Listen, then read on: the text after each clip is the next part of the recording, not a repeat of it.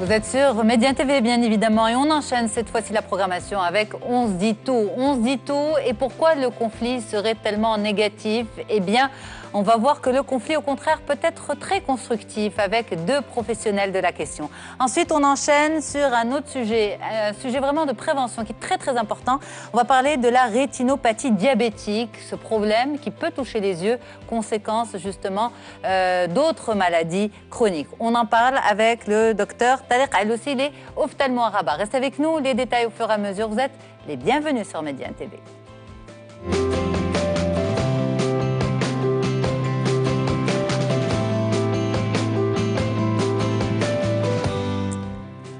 Le conflit peut être positif. Pourquoi le conflit fait peur? Eh bien, on vous pose ces questions au fur et à mesure. Docteur Youssef Mouhi, bonjour. Bonjour. Merci d'être là. Je vous remercie. Vous êtes psychiatre et psychothérapeute à Casablanca. Exactement. Et Naoufel Merini, bonjour. Bonjour Yasmine. Vous êtes coach de développement personnel et professionnel à Casa aussi.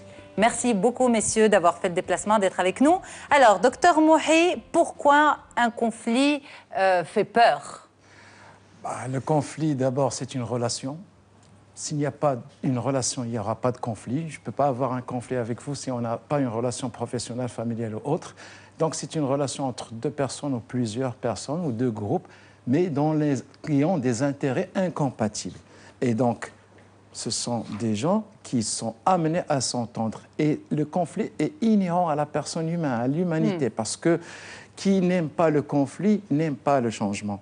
Et c'est ça qui pose problème, parce que les gens ont tendance à vouloir toujours rester là où ils sont, et quand quelqu'un demande autre chose que ce qu'il veut donner, et là, il y a un problème. Je donne juste un exemple. Récemment, j'avais entendu parler d'une étude qui a montré que 40 ou 45% des hommes marocains aimeraient que leur femme reste à la maison. Je rebondis pourquoi? Parce qu'il se dit, bon, moi je gagne bien ma vie, bon, ma femme n'a pas à travailler, je la garde à la maison. Pour voir comment le conflit va suivre. Bon, la femme reste à la maison, mais une fois un de ses besoins, et je vais citer les 4 besoins, est touché, c'est-à-dire le besoin d'être reconnu comme un individu. Chez la femme. Chez la femme. Est touché, il y a un conflit. Pourquoi? Parce que une fois il reste à la maison, il va être dénigré, généralement par son mari. Qu'est-ce que tu fais? Et même, durant toute ma vie, il y a une femme à qui j'ai demandé qu'est-ce que vous faites. Il m'a dit, je m'occupe de la maison, je m'occupe de mon foyer. La plupart, ils disent non, je ne fais rien du tout. Donc, pour lui, son mari, qu'est-ce qu'il fait? Il ne fait rien.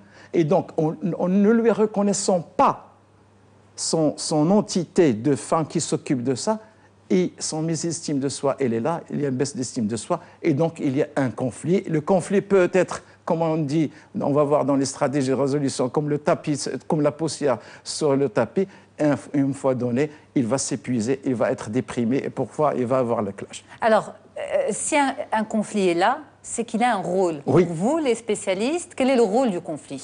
Le rôle du conflit, c'est qu'il met en exerce les besoins de personnes. Généralement, quand il y a conflit, quand un de ces 4 besoins est touché, je peux les citer, c'est le besoin d'être reconnu en tant qu'individu.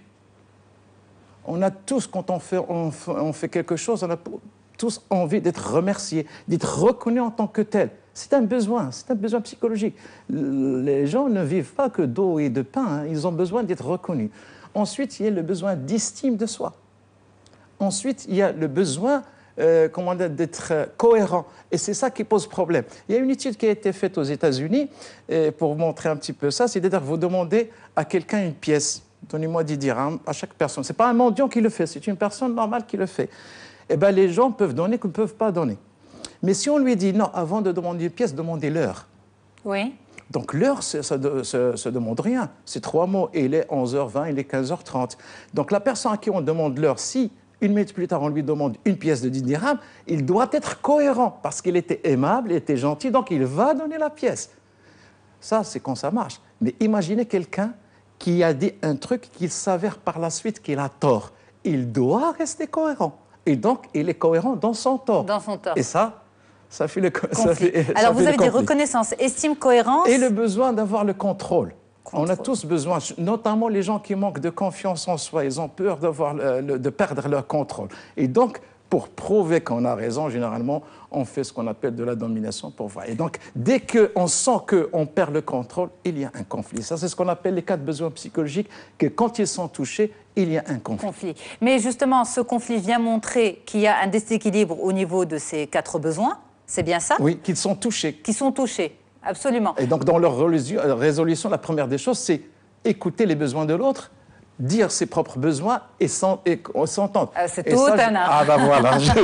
C'est le but de l'émission, justement. Écouter les besoins de l'autre et dire ses besoins. Voilà. Justement, est-ce qu'un conflit ne vient pas aussi dire qu'il y a un besoin de changement? Absolument, Naoufel Madani. Le conflit vient signer qu'il y a une crise, mais cette crise, ça veut dire qu'il faut trouver une solution. C'est-à-dire, je veux juste présenter le conflit d'un point de vue... c'est-à-dire de mes observations, que ce soit au niveau professionnel ou au niveau des personnes qui ont des conflits. Je vois beaucoup le conflit comme un duel émotionnel. Oui. Je crois qu'il y a beaucoup d'éléments de communication. Dr Mohib a parlé que, c'est-à-dire il faut qu'il y ait deux parties. Ces 2 parties, d'habitude, dans un conflit, ils ont une divergence de point de vue. Et cette divergence de point de vue, dans le duel émotionnel, moi, je dis qu'il y a beaucoup de manifestations, mais l'essence ou la cause principale, c'est l'ego. Finalement, chaque partie, qu'elle soit un individu ou un groupe, parce qu'il y a l'ego de l'individu et l'ego du groupe, Dr Mohib est mieux placé que moi pour nous l'expliquer, mais de mon point de vue, l'ego est très présent. Et je crois que quand il y a conflit, on voit absence de dialogue. Donc finalement, si on est dans un état d'esprit où l'ego est mieux géré, on ne parle pas de céder, c'est-à-dire tout à l'heure, Dr Mohib a parlé de domination. Domination, c'est vouloir rivaliser, c'est moi j'ai raison, toi Yasmine tu as tort. Je l'accepte. non plus céder, c'est moi j'ai tort et toi tu as raison, mais essayer de collaborer, essayer de trouver un compromis. Le changement, tu l'as dit, c'est une partie des conflits, mais ce n'est pas juste au niveau des changements. C'est pour moi, au moment où l'ego prend des dimensions démesurées, on a un conflit parce que je ne fais que défendre ce que je crois être vrai. Donc je suis un peu autour de ma pensée en train d'attaquer pour me défendre parce que j'ai peur. Alors, est-ce qu'on peut dire qu'il y a les règles du bon conflit? Pour qu'un conflit ne soit pas forcément destructeur des relations, un conflit vient résoudre une situation, c'est presque la finalité d'une problématique. Est-ce qu'il y a des règles de bonne conduite du conflit? D'abord, peut-être déterminer le vrai conflit, parce que qu'est-ce qui se passe souvent? C'est qu'on se retrouve justement dans cette guerre d'ego à oublier le problème initial ou le désaccord initial et on va sur une guéguerre. Est-ce que vous constatez ça, Dr Mohib? Fin de compte, au risque de choquer, il n'y a pas un conflit destructeur. Le conflit ne fait ressurgir qu'un déséquilibre. Nos relations, c'est comme des systèmes. On va passer d'un système A à un système B. C'est-à-dire que le conflit, il est là pour générer un autre système qui, probablement, dans les 2 parties, il y a un qui se sont lésés. Une fois, parce que quand on dit un conflit destructeur, dans la mesure où il n'a pas été résolu, parce que la plupart, les techniques de résolution des conflits, il y en a qui disent on résout le conflit en l'évitant. Voilà. Le tapis, la poussière sous le tapis, non. L'évitement. Le divorce, c'est pas un conflit. C'est une solution. C'est une solution. C'est une solution. Mais quand le conflit reste malgré le divorce, c'est pas une solution. Oui, mais c'est parce qu'on est passé à un autre type de conflit. Oui, mais le conflit... Il y a un autre qui est là, par exemple, les enfants, etc. Non, c'est un autre conflit. C'est ce qu'on appelle un changement de situation, un changement de rôle. Mais on ne s'entend toujours pas. On n'est pas obligé de s'entendre, attention. Ici, on n'est pas dans un monde de bisounours, on ne peut pas s'entendre avec tout le monde. Mais au moins, on le reconnaît, on le dit. C'est-à-dire que le problème qu'il y a, c'est la durée, c'est-à-dire que le conflit, il est là dans le temps. Parce qu'on évite, on ne veut pas, pour des raisons X ou Y, soit on essaie de le désamorcer, c'est-à-dire le désamorcer dans le sens chercher une période d'accalmie. Mais la période d'accalmie doit être juste le temps pour pouvoir mettre les choses à froid, mais ne pas être une situation pérenne qui va nous faire tomber dans l'évitement. Et puis, il y a, parce que le conflit, une fois on amorce sa résolution, ça va nous donner 3 scénarios. Justement, dans les histoires pas de tous les de développement personnel, dans certains conseils, on entend... on lit parfois, bon, prenez soin de vous, évitez les conflits. On peut pas éviter les conflits. C'est un message paradoxal, pardon. C'est Voilà. un message paradoxal, soit spontané. On ne peut pas être spontané sur un ordre. C'est pas possible. C'est pas possible. C'est pas possible. Alors, on a donné un petit peu l'exemple de la vie privée, le divorce. En milieu professionnel, docteur Mouhid disait, le conflit n'est jamais destructeur, mais parfois un conflit professionnel a détruit des carrières professionnelles. Je suis d'accord avec docteur Mouhid, ce n'est pas le conflit qui est destructeur, c'est la perception qu'on a du conflit qui est destructeur. C'est-à-dire, aujourd'hui, on parle avec beaucoup de managers comment ils vont communiquer. Parce que je tiens à insister que les conflits naissent beaucoup de la manière avec laquelle on communique. Quand on communique à 7% de ce qu'on dit, à 38%... En communication verbale. Oui, verbale, à 38% de la tonation de la voix, ce qu'on appelle la paraverbale, et à 55% du non-verbal. Donc finalement, quand je suis dans le monde professionnel, j'écoute, mais je prends aussi autre information à travers la réaction des yeux, du regard, des mains, ainsi de suite. Donc, si je reviens à redécrire le concept du conflit, je le vois comme il y a moi, il y a l'autre, et il y a la situation. Et la situation est en train de nous regarder, en train de faire un combat, un duel d'ego, et nous dit est-ce que vous allez arrêter pour qu'on puisse avancer, pour qu'on puisse trouver une solution à cette situation. C'est-à-dire, aujourd'hui, si j'ai la capacité à prendre du recul par rapport à la situation où il y a un conflit, donc je ne passe pas dans le monde professionnel, beaucoup de relations management et employés passent à travers la discussion. Dans la discussion, c'est « j'ai raison, tu as tort ». J'ai raison, tu as tort. Alors qu'on essaie d'amener chez nos collaborateurs, dans les entreprises, de commencer par le dialogue. Et c'est là où je dis, quand il y a dialogue, il y a absence de conflit. Dans le dialogue, j'arrive avec un état d'esprit d'accueil. Je suis dans l'accueil. D'échange. Tout est possible. C'est-à-dire, j'ai la capacité de voir qu'il y a d'autres solutions, d'autres manières de voir la même situation. Quand je suis dans ça, je prends les informations. Après, j'ai le droit d'argumenter, parce qu'il y a des choses qui sont dans mes valeurs, qui sont indiscutables. Finalement, on peut ne pas être d'accord sans être en conflit. Absolument. Mais docteur Mouhid, justement, oui, je vous laisse rebondir, mais je glisse juste une petite question, comme ça vous répondez à tout dans la foulée. Qu'est-ce qui fait qu'on est d'emblée dans cet état d'esprit de « j'ai raison, tu as tort » ? Oui, bon, juste pour dire que le conflit n'est pas destructeur, peut-être qu'il est perçu, comme dit mon ami, destructeur dans le sens où l'autre ne répond pas à mes propres besoins et donc ne répond pas à l'image que j'ai fait de lui et donc ça détruit un petit peu, entre guillemets, l'image que j'ai fait de moi-même et du monde. Ça, c'est philosophique. Donc c'est peut-être dans ce sens-là qu'il est destructeur. Et je disais tout à l'heure, en ce qui concerne l'évitement, le désamorçage ou l'affrontement, parce que quand on dit affronter le conflit, il est naturel. Et il est naturel parce que c'est une relation. Vous avez une relation professionnelle et les sources de conflit parce que parfois, vos attentes et les attentes de la hiérarchie ne sont pas les mêmes. Oui. Que ce soit familial, etc. Donc, vous avez l'impression que vous ne faites pas votre travail parce que la hiérarchie ne vous écoute pas vos besoins, etc. Et ils disent, il faut que vous faites ceci pour qu'on puisse faire cela. Et donc, chacun reste un petit peu centré sur soi-même.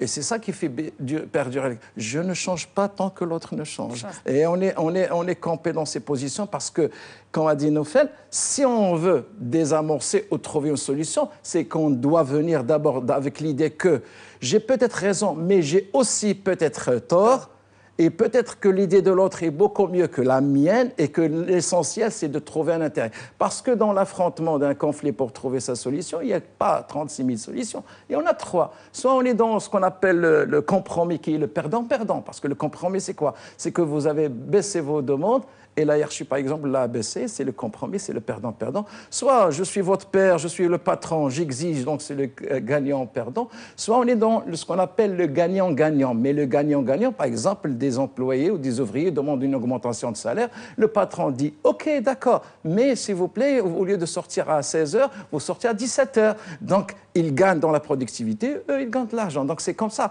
Mais on est dans, c'est moi qui demande et exige, et vous, vous êtes là. Donc, on est là dans un rapport de force, et on est dans ce qu'on appelle une structure qui fait que j'ai raison et vous, vous avez tort. Et donc, ça ressort un petit peu. Il faut d'abord traiter ça à titre individuel. Mais pourquoi, dans la majorité des cas, on a peur du conflit? On est dans un conflit avec cet ego surdimensionné, on est dans ce conflit avec l'incapacité de lâcher un peu prise. Parce que, comme je vous ai dit, parmi les besoins de l'être humain, c'est le besoin de cohérence. Si moi, je suis persuadé que j'ai raison, inutile d'essayer de me faire changer d'avis. Vous voyez, donc la personne déjà doit comprendre ça, que probablement, ça n'a rien à voir avec l'éducation, ça n'a rien à voir avec. Oui, alors là, l'éducation, je ne vais pas m'essayer de dire, mais la façon dont on éduque actuellement nos enfants, ça fait ce qu'on appelle des enfants rois, où il a toujours raison, tout ce qu'il veut, on lui donne. Donc, quand il est confronté à la réalité du travail du terrain, il trouve un autre monde, et là, il déprime, il fait bon, ça, j'ai. Non, développer, c'est important. Nos enfants manquent de vitamines. Non. Oui, de vitamines. Ouais, parce qu'il y a un ami à moi, un collègue, qui a dit un jour, je trouve sa phrase extraordinaire, il faut apprendre à ses enfants la frustration. Parfaitement.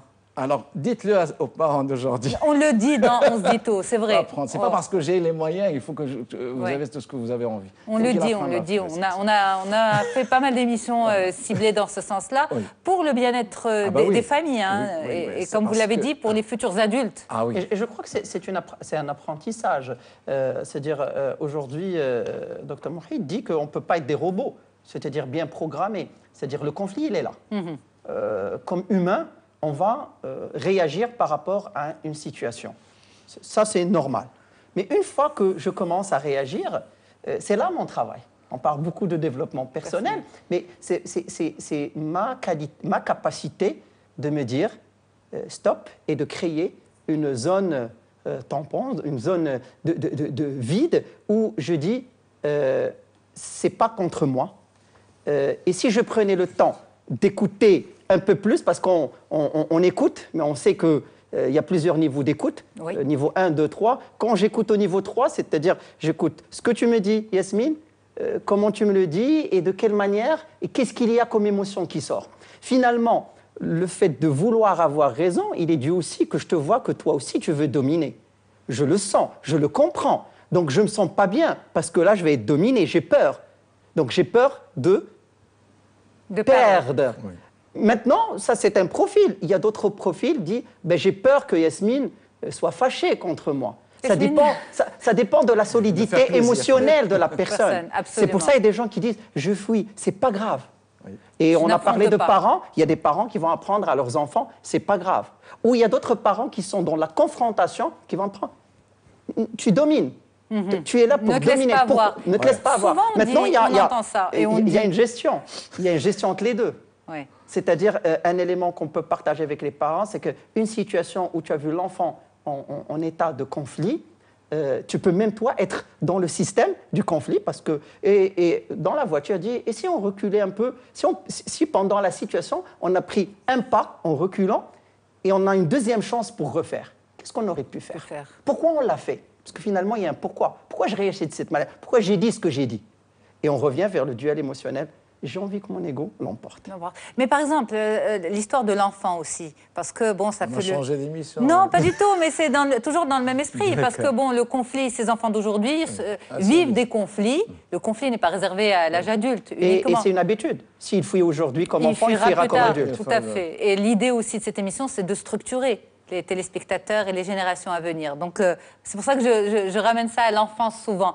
Justement, un enfant qui se retrouve en conflit avec un petit camarade pour des billes, pour une voiture, pour un goûter, pour n'importe quoi. Ce qui est à notre niveau et nous, n'importe quoi, qui est tout leur monde à eux, et ce qui est respectable, bien sûr. Comment on aide ces enfants à se structurer face au conflit? L'enfant sort déprimé. maman, ma copine ne veut pas m'inviter à son anniversaire. Pourquoi? Eh bien, elle dit que je ne joue pas avec elle et donc elle est fâchée avec moi. Donc il y a la peine, il y a le conflit. Comment on gère ça? Comment on amène l'enfant à se repositionner? D'abord, il faut que le conflit des enfants ne devienne pas le conflit des parents, parce que personnellement, j'ai vu des parents, à cause d'une dispute de récréation, les deux couples se crêpaient les chignons, comme on disait, ou parce que tu as fait à mon fils, tu as fait cela, parce que chacun n'a pas pris même pas le temps d'écouter ce qui s'est passé réellement. On a écouté l'émotion plus que la raison. Voilà. Dans les cours de récréation, il y a ce qu'on appelle une structuration et un certain, notamment, moi je peux parler des garçons, d'un certain clanisme. C'est-à-dire il y a toujours une bande à qui tu appartiens, quel est le chef de la bande, le leader, etc. Et il y a ce qu'on appelle, on est parti d'un besoin qui est un peu le besoin troisième, ou je pense le quatrième besoin de la pyramide de Maslow, c'est le besoin d'appartenance. Et d'ailleurs, parmi les punitions les plus désagréables qui existaient dans l'air du temps, dans les anciens temps, c'était le bannissement, c'est-à-dire exclure. Quand l'enfant se retrouve exclu d'une fête, d'un match de foot ou quoi que ce soit, il est très mal. Et donc, c'est un enfant qui, dont l'estime de soi est très, très, très mal perçue. Et l'estime de soi ne peut être alimentée, nourrie que par l'amour que fait par les enfants. Quand je dis l'amour, ce n'est pas ce que vous lui avez acheté la dernière console de jeu, c'est une présence. C'est l'amour inconditionnel, c'est aimer son enfant comme il est et non pas comme je veux qu'il soit. Quand il est comme ça, il a une certaine confiance en lui, il a une certaine assurance, donc certains de ses besoins psychologiques sont nourris. Donc s'il n'est pas invité, voilà, on est dans la prévention. Donc s'il n'est pas invité, il veut dire c'est pas grave, peut-être que je serai invité par un autre et non pas faire un drame, parce que ne pas être invité, c'est comme s'il est rejeté, ça va faire un petit peu revivre le rejet. Les parents qui nous suivent peuvent un petit peu se retrouver dans une forme de culpabilité quand ils vous entendent dire ça, parce qu'une maman qui réceptionne un enfant qui sort de la classe dévasté parce qu'il n'a pas été invité à la fête d'anniversaire va se dire, si mon enfant réagit comme ça, j'aime mon enfant de façon inconditionnelle. Alors pourquoi il se sent comme ça? Ben oui, c'est normal qu'il se sent comme ça parce que c'est un rejet. C'est juste après comment il va être marqué ce rejet. Est-ce que ça va être une cicatrice indélébile ou parce que juste c'est comme si on lui achète un jouet, ce jouet se casse. Alors comment on le réceptionne cet enfant? Qu'est-ce qu'il faut lui dire? Il faut le réceptionner, le câliner, lui parler de façon correcte, etc. Que probablement lui expliquer qu'on ne peut pas être invité à tous les anniversaires, que parfois, oui, et si il a réagi comme ça, peut-être qu'il a une certaine raison, peut-être qu'il faut lui poser la question autrement, etc. Et même parfois lui dire, est-ce que tu as essayé de comprendre pourquoi? Pourquoi tu n'as pas joué avec elle? C'est-à-dire amorcer un type de dialogue pour un petit peu désamorcer. Et pas lui dire, ne l'invite pas la prochaine fois. Là, c'est les parents c'est le conflit de parents, pas des enfants. On parle de dialogue, c'est le moment opportun pour accompagner l'enfant. Voilà, pourquoi c'est important pour toi d'être à cet anniversaire? C'est déjà donné, est-ce que je réagis à tout ou je réagis juste aux choses importantes? Donc, si c'est important, pourquoi? Qu'est-ce que représente être dans cet anniversaire? Qu'est-ce que ça représente ne pas être dans cet anniversaire? Qu'est-ce que tu ressens maintenant? C'est quoi? Si tu avais à l'exprimer, si tu ne peux pas l'exprimer, dessine-la. C'est-à-dire, on amène l'enfant à son jeune âge de comprendre un peu ce qui se passe et ne pas juste trouver des solutions vraiment micro-ondes. C'est-à-dire, voilà, tu es bien, voilà, je vais aller t'acheter, voilà, tu vas arrêter de pleurer. Il y a un réconfort. Et je crois psychologiquement, c'est pas la meilleure chose, pour ne pas dire, c'est pas la meilleure chose. C'est apprendre à lui dire, tu vas avoir à être exclu dans d'autres. Comment tu vas réagir? Ça veut dire quoi? Ça veut dire que ça en fera un adulte capable? Il y a un moment donné où il faut explorer quel est le sentiment de rejet qu'il a vis-à-vis de lui-même ou vis-à-vis de ce qui l'entoure. Ce sentiment de rejet, on l'a partout. Oui, mais ce que je veux dire, par rapport au sujet du conflit, quand on accompagne l'enfant, quand on va avec lui dans ce processus et que lui, finalement, prend conscience de la situation, la verbalise et tout ça, ça en fait un adulte capable de prendre du recul face à un conflit, au lieu de réagir... Oui, et que, par exemple, il ne peut pas être accepté par tout le monde, par exemple. Il va l'accepter. C'est des habitudes qu'on crée. Oui, parce que finalement, je reviens juste pour l'enfant avec l'adulte, avec le conflit, c'est que le rôle des parents aussi, c'est d'encourager les enfants à dire ce qu'ils pensent. Parce qu'on ne veut pas des gens qui... Parce que je vais dire ce que je pense, je vais être rejeté, donc je ne vais pas aller vers le conflit. Ça, c'est de un. Deuxièmement, leur montrer qu'ils ne sont pas, eux, tout seuls dans le monde. Ils doivent développer l'observation dans l'environnement. Il y a des gens différents, des gens qui voient la vie différemment. Il n'y a pas que le concept système de la maison qui fonctionne. Absolument. Il y a d'autres. Donc, finalement, dire ce que je pense, et aller discuter. Et ce qui est très important, c'est leur dire que quand quelqu'un te critique, il ne touche pas, toi, l'enfant, le bijou. Il touche l'armure. Cette armure, c'est quoi? C'est ton comportement, ta façon de faire. Donc, quand il y a une critique, ne la prends pas à l'intérieur. Dis-toi juste qu'il y a un point sur l'armure et après, on va rectifier l'armure avec une manière plus solide. C'est pour ça que je le dis, tu le sais très bien, Yasmine, le parascolaire. Oui, est très important, oui. Mais pas juste le parascolaire. Je dépose ma fille à la danse ou mon fils au foot et je reviens et je fais ses photos sur Facebook et je dis mon fils il joue pour tel. Non, c'est vraiment l'accompagner parce qu'il y a des situations pour l'enfant, il ne peut pas les apprendre ni avec les parents ni dans l'école. C'est vraiment en faisant de l'art, en faisant du sport dans les yeux pour de ses parents. Qu'ils comprennent qu'il est autour d'amis, ça ne va pas être facile, il est dans un groupe, ça ne va pas être facile, comment il va gérer? C'est comme ça qu'on peut l'accompagner d'une manière sans le choquer, sans lui dicter quoi faire. Et pour en faire des adultes qui n'ont pas peur du conflit. Ça ne doit pas dégénérer en conflit de parents, parce que des fois, il y a le parent n'accepte pas que son enfant ne soit pas... ça, c'est un autre niveau. On revient sur ce sujet juste après la pause. Certaines personnes évitent le conflit. Quel risque, justement? Eh bien, ça aussi, c'est une discussion que l'on continue avec vous. Messieurs, merci beaucoup d'être avec nous sur le plateau d'On se dit tout. On retrouvera également Dr Tariq Al-Loussi pour faire le point sur la rétinopathie diabétique. À tout de suite pour les détails. Toujours avec vous sur Médien TV, on continue cette discussion sur le conflit. Le conflit peut être constructif et non pas destructeur. On en parle avec deux spécialistes de la question, Dr Youssef Mouhib, psychiatre et psychothérapeute, et Naoufel Medini, coach en développement personnel et professionnel. Merci beaucoup, messieurs. L'interview santé à venir aussi en fin d'émission. Donc, le conflit, vous dites... Il y a toujours un bon conflit, le conflit est toujours bon. Ce qui est moins bon, c'est comment on le vit, ce conflit. Sauf que beaucoup de personnes recommandent, dans certaines situations, d'éviter les conflits. Le conflit, vous dites, ne peut pas être évité parce que ça fait partie du cycle de la vie. C'est bien ça, je résume bien. C'est bien ça. Mais pour les personnes qui, dans leur nature ou parce qu'elles ont suivi ces conseils, évitent les conflits, quel risque ? Bon, peut-être que j'avais répondu à cette question au tout début. Vous avez changé d'avis, docteur? Non, pas du tout. Bah oui, on peut changer d'avis. Bon, il y a certains qui disent qu'il n'y a que les imbéciles qui ne changent pas d'avis. Non, c'est juste que pour ce qui concerne l'être humain, il a deux réactions instinctives, primitives, depuis l'homme des cavernes jusqu'à aujourd'hui. Quand il est devant une difficulté, un problème, soit il y a l'affrontement, soit il y a la fuite. C'est le fight or flight. C'est juste qu'on a ces deux attitudes.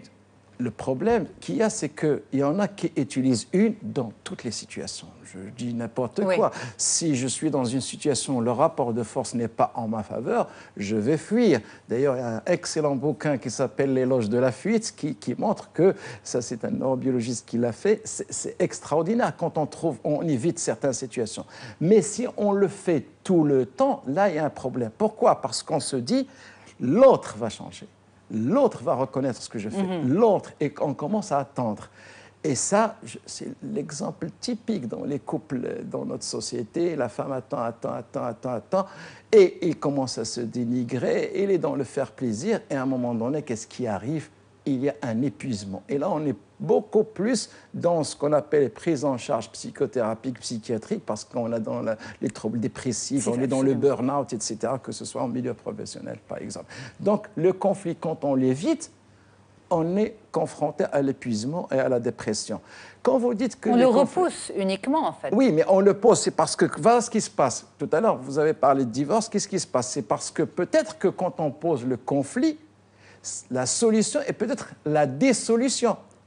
C'est-à-dire la dissolution, c'est-à-dire, quand vous avez parlé de divorce, la solution, Et donc, les gens vont te dire, oui, mais c'est désastreux, ça. Oui, mais ça permet un petit peu d'avoir deux personnes qui peuvent avoir une paix intérieure et peut-être se reconstruire autrement. Donc, le conflit, ce n'est pas parce que la situation doit être identique au début et à la fin c'est que des fois, on n'est pas dans une famille, on est dans des gens qui, chacun dans son coin, et ils ne se parlent pas, etc. Pourquoi? Parce qu'on évite de faire sortir, comme on dit, le cadavre du placard, Absolument. ou bien la poussière sous le tapis. Des fois, il faut le mettre. Et ça, par exemple, je donne juste un exemple par rapport aux adolescents jeunes, les choix de carrière, les choix des filiales, etc. Il y a des enfants brillants qui sont en classe prépa ou qui, je dis, j'ai jamais choisi ça, c'est mon père qui m'a obligé de le faire, et j'arrive pas. Je n'oublierai jamais l'exemple de ce garçon qui est dans une filière scientifique d'excellence, mais qui est bloqué, qui est en surmenage, parce que pour lui, ce n'est pas la vie qu'il veut. Par exemple, quand il va terminer ce cursus scolaire, il va être ingénieur dans les mines, etc. Mais lui, ce n'est pas ça son dada. Et donc, pour lui, c'est un conflit interne entre ce qu'il voulait faire et ce qu'il était obligé de faire. Il est arrivé chez vous parce que c'est sorti d'une autre manière? Parce qu'il ne veut plus aller à l'école. D'accord. Pour les Donc, parents, il ne veut plus aller à l'école, c'est l'affaire du psy. C'est le psy qui doit régler le... Pas l'affaire du psy, parce que le gars, il était en dépression. Voilà. Il s'est enfermé chez lui, ne mangeait pas, ne dormait pas. Donc, c'est pour sa famille, il se mettait en danger. C'est ça ce que je suis en train de dire là. Ce n'est pas la première séance où je suis arrivé à ça, mais c'est après plusieurs séances qu'on est arrivé à ça. Donc, mettre à nu... Quand je dis c'est l'affaire du psy, dans la mesure où le problème est né à la maison... Oui. Le verbaliser a été impossible pour les deux parties. Pourquoi? Parce qu'il y a un qui a dit, c'est moi qui connais votre intérêt. Tu dois faire ceci. Ouais. C'est le rapport qu'on a dit, gagnant-perdant. Absolument. Et c'est moi qui paie, c'est moi qui fais ceci. Tu dois être, il faut que tu sois, etc. On est dans certaines injonctions directives qui sont vraiment très, très, très dures à apprendre. Par contre, le gars peut choisir cette filière tout en discutant et son père peut-être lui donne la lumière, tu peux faire ceci, cela, voilà le bout de carrière. Moi, il y a juste des gens qui me posent la question, des étudiants en médecine, quelle est la spécialité que je peux faire dans l'avenir? Je lui dis, selon le bilan de l'OMS, bon, ça c'est en 2000, on est déjà en 2017, le bilan de l'OMS en 2000, c'est que les grandes pathologies qui vont avoir, par exemple, un essor, ils sont deux, c'est la cardiologie, chirurgie cardiovasculaire et les maladies mentaux. C'est-à-dire, si vous voulez faire plus que l'oncologie? Oui, plus que l'oncologie. C'est-à-dire que si vous voulez faire carrière, c'est de choisir ces deux filières. Et donc, le gars a un choix. Tu lui donnes une information qui n'est même pas la mienne, qui est statistique. Et tu lui dis, il y a actuellement une vidéo qui circule sur les métiers d'avenir. Par exemple, sachant que 50% des métiers actuellement vont disparaître dans 20 ans. Et donc, si quelqu'un veut faire des études, au moins, il peut se projeter. Et tu lui laisses le choix tout en lui disant, tu as choisi ceci. Tu sais que dans 15 ans, ça peut ne pas être ça. Et on est dans cette réflexion-là. C'est ça le conflit, en fin de compte. C'est ce qui est en train de passer. C'est ça le conflit. Mais dès qu'on se dit, non, tu ne sais rien, c'est moi qui connais ton intérêt, alors là, bonjour les dégâts. Alors, Naoufel Merini, le conflit en entreprise, c'est une opportunité aussi? Non, c'est toujours une opportunité. Maintenant, le conflit, il est perçu négatif. Il est perçu négatif parce qu'on l'associe à la confrontation. On l'associe aux représailles. Si je dis ce que je pense, si j'essaye de gagner sur la situation, je n'ai pas le pouvoir. Donc finalement, celui qui a le pouvoir, c'est celui qui domine au niveau du conflit. Ça nous amène que plus tu as le pouvoir, tu n'as pas peur du conflit parce que tu sais que tu veux sortir la carte gagnante et l'utiliser. Donc, quand je ne suis pas dans le pouvoir dans l'entreprise, oui, j'ai peur de la confrontation. Maintenant, l'élément essentiel, c'est qu'on a envie d'apprendre à nos décideurs qu'ils préparent les gens à ne plus avoir peur du conflit en créant ce qu'on peut appeler le conflit positif ou le dialogue. C'est pour ça que je dis toujours absence de dialogue amène conflit. Il faut que moi, comme employé, je n'ai pas peur de dire que je ne suis pas d'accord sur telle décision. J'ai le droit d'expliquer pourquoi je ne suis pas d'accord. Et j'ai le droit aussi de voir que des fois, on va prendre mon avis et on va l'exécuter. Donc finalement, j'existe. Donc finalement, ma voix est entendue. C'est-à-dire aujourd'hui, si j'ai de l'innovation, ça ne va pas rester dans les tiroirs, mais on va l'appliquer pour le bien-être de l'équipe, de l'organisation. Donc finalement, c'est juste changer. Mais ça, c'est pas facile. C'est pas facile, mais il faut qu'on commence à éduquer nos décideurs, parce que finalement, la clé, elle est chez eux. Plus ils dominent, plus ils amènent les autres à fuir. Plus ils s'ouvrent. C'est-à-dire c'est un travail comme ça. C'est-à-dire c'est divergence d'idées, mais aussi je suis open, je suis prêt à écouter tout. Je suis à voir une troisième solution. Je suis prêt à voir de l'innovation. Toutes les voix sont entendues.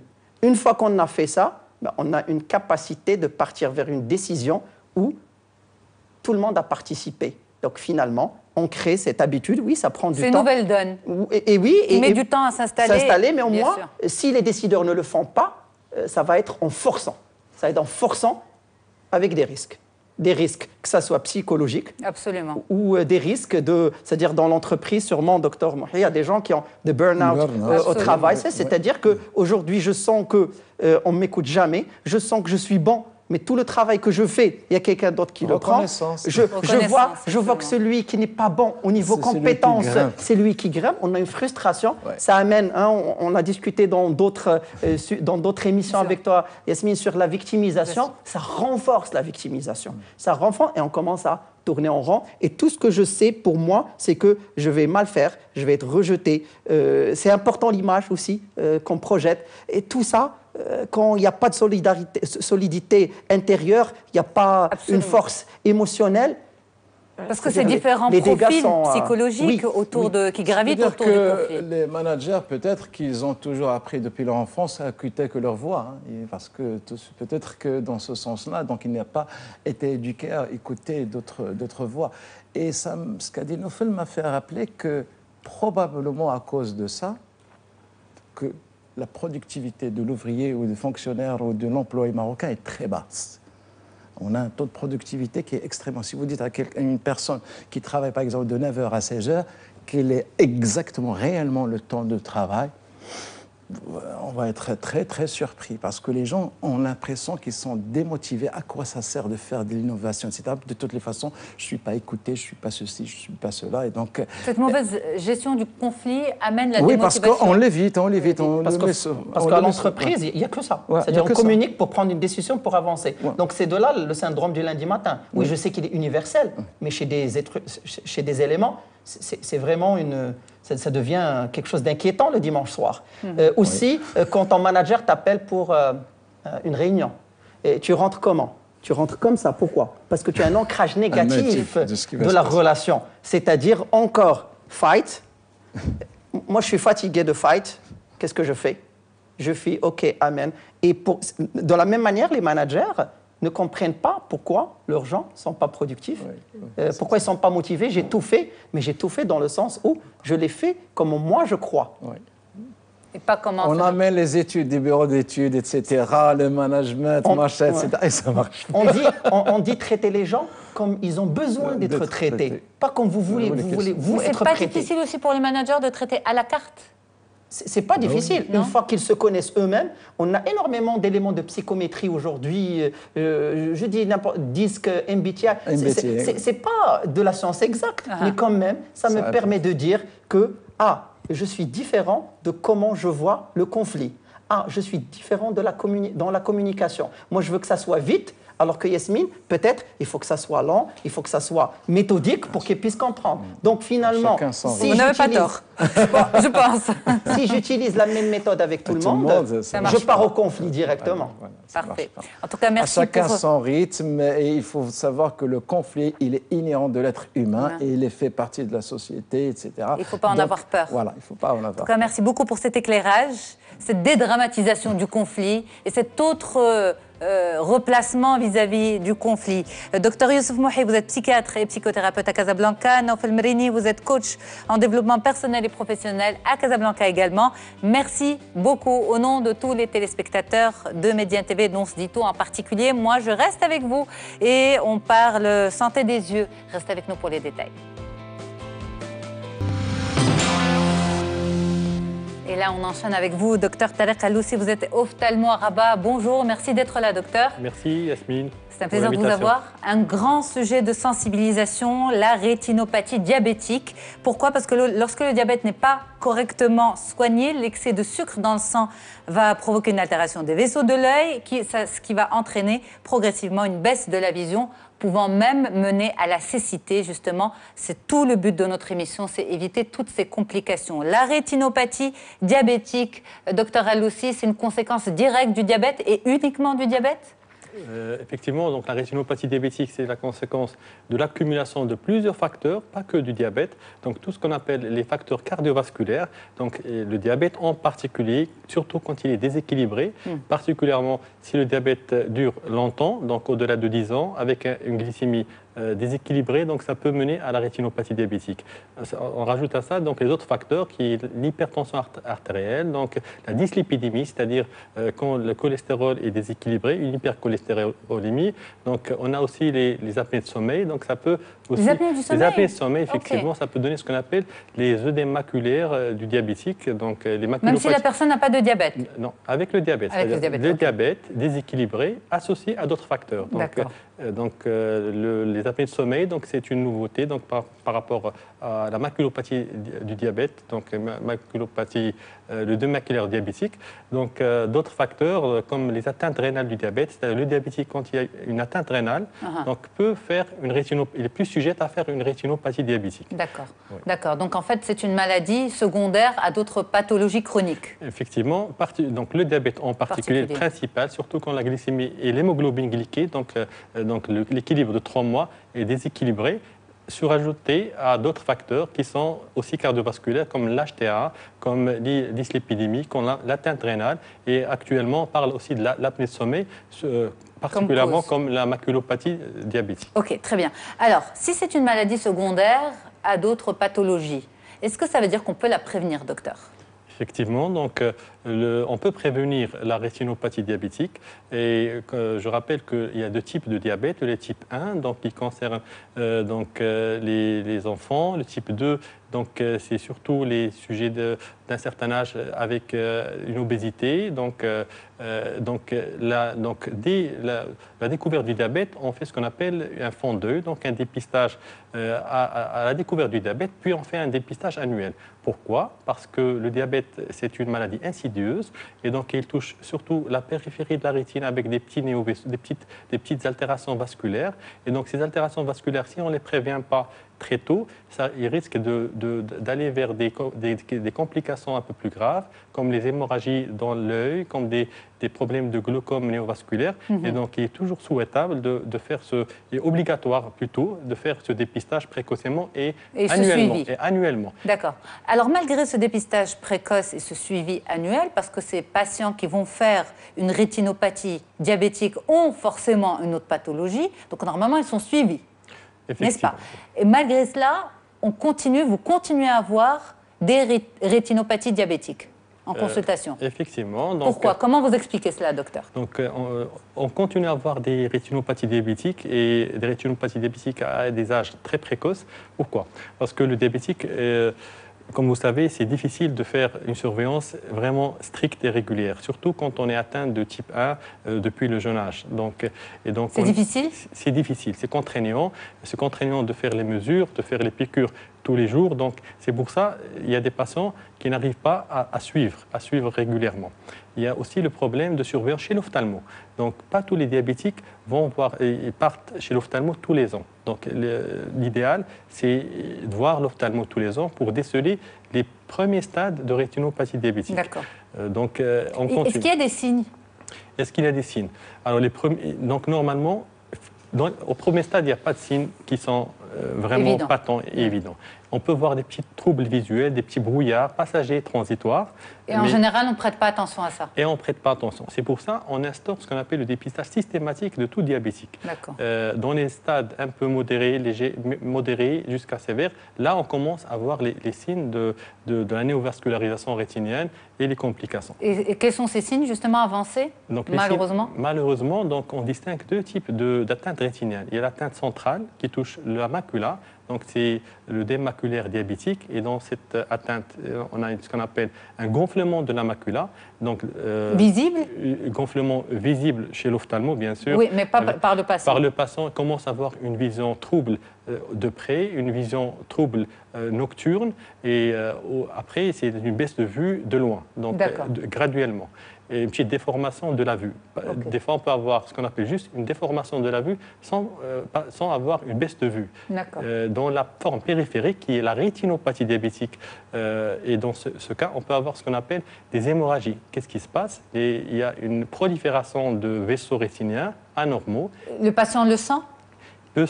Donc, le patient en fait, l'idée de la question, c'est qu'est-ce que les téléspectateurs doivent garder en tête pour aller consulter rapidement?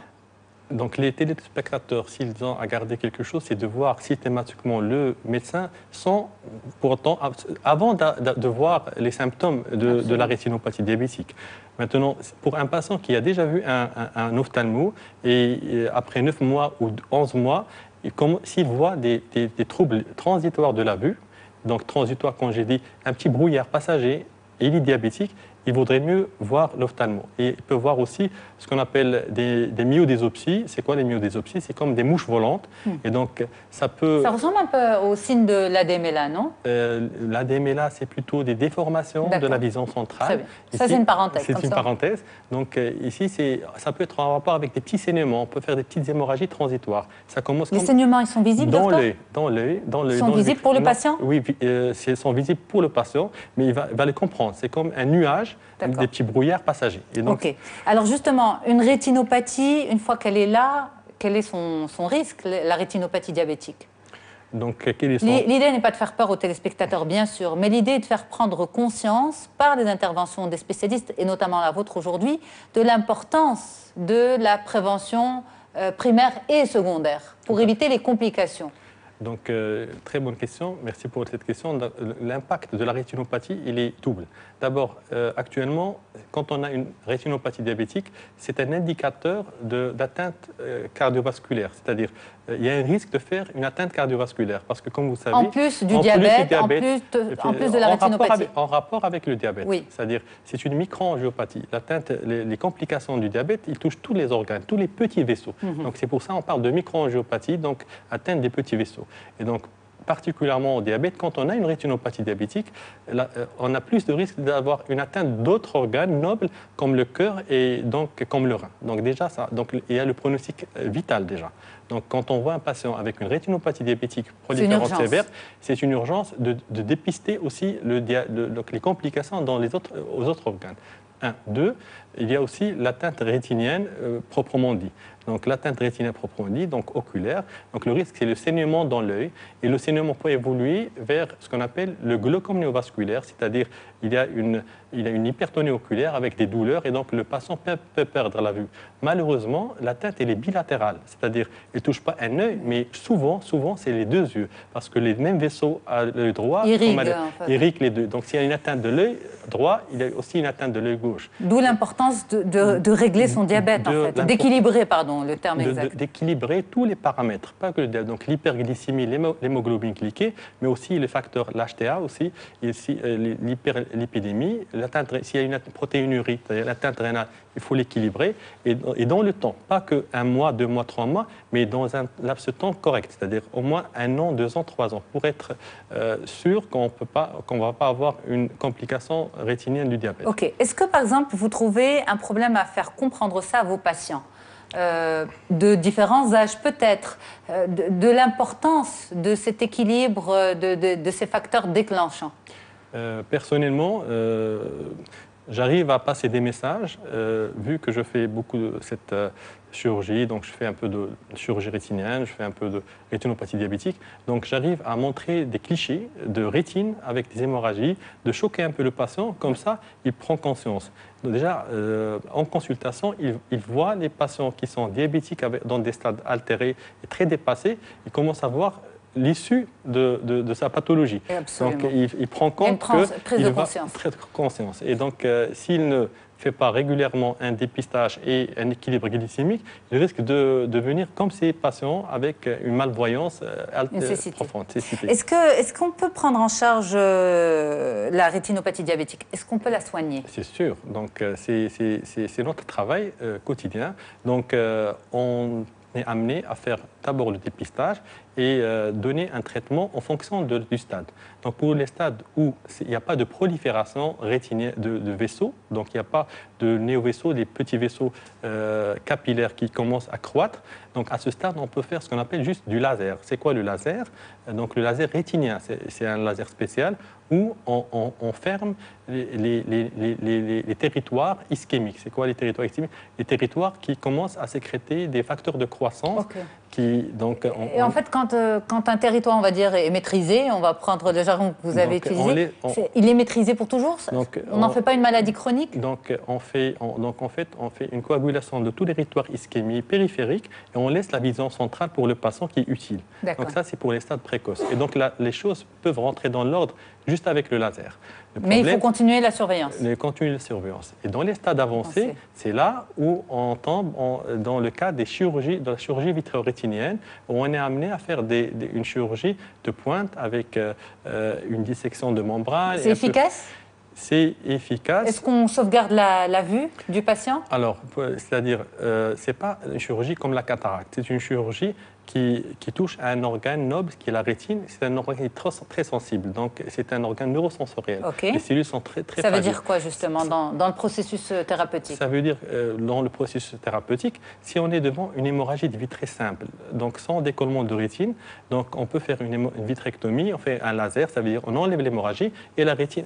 Le problème, c'est quand la rétine est décollée. Et donc, comme vous savez, les cellules... La rétine peut se décoller suite à une rétinopathie diabétique? Oui, tout à fait. Donc, dans les stades avancés, on peut avoir des brides qui tirent sur la rétine et après, les cellules nerveuses peuvent mourir. Donc, et à quoi ça sert justement à ce moment-là de faire une chirurgie? Pour que les choses ne se compliquent pas davantage. Donc, on enlève l'hémorragie et on remet la rétine en place. Et donc, le patient peut récupérer, surtout quand il a gardé sa vision centrale utile. Eh bien, merci beaucoup, Dr Tariq Alloussi. Vous êtes ophtalmo. La prévention et surtout de la prévention, c'est vraiment très important.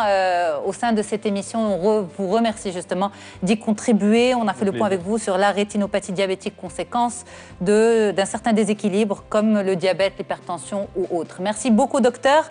En tout cas, toute l'émission est à revoir sur mediantv.com. N'hésitez pas, au plaisir de vous retrouver très prochainement sur les ondes de la radio du Grand Maghreb aussi avec Farhana. À très bientôt.